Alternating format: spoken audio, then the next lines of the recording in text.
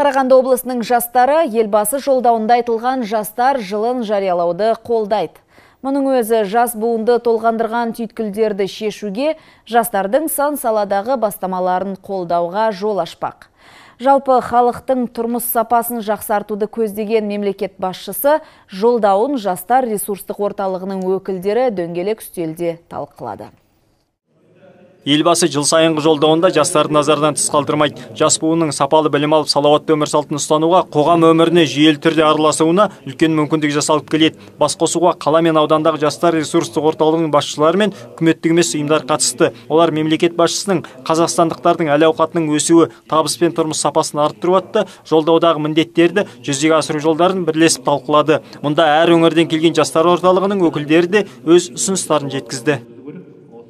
Ауыл жерлерде коворкинг шеберханаларды ашу мүмкіндіктерін қарастыру керек секілді. Ұстаздардың мәртебесін көтеру бойынша, ауылдың мәртебесін көтеру бойынша өте жақсы ойлар айтылды. Әрине елбасының жолдауын, биылғы жолдауы үлкен серпіліс береді деген ойдамын.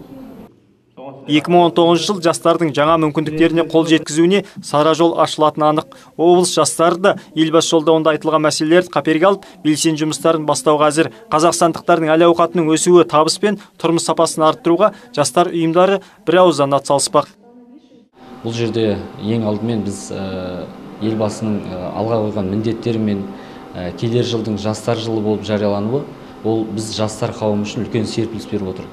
Соны ең алдымен біз өзіміздің жастар белсенділеріне түсіндіру арқылы аймақтағы жастар саясатын жүргізуде және елбасының жолдауын барлық жас өкілдеріне жеткізу мақсатында бүгін аймақтан үздіктерін жинап отырмыз.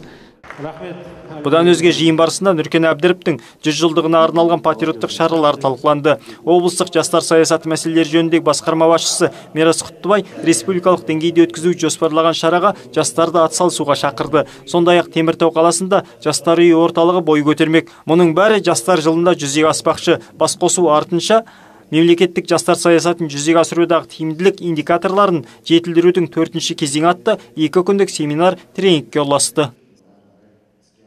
Жаңабек Нар, Айжарқын Сейсен, Айдын Жақан, Дастан Шанин, 1-ші Қарағанды телеарнасы.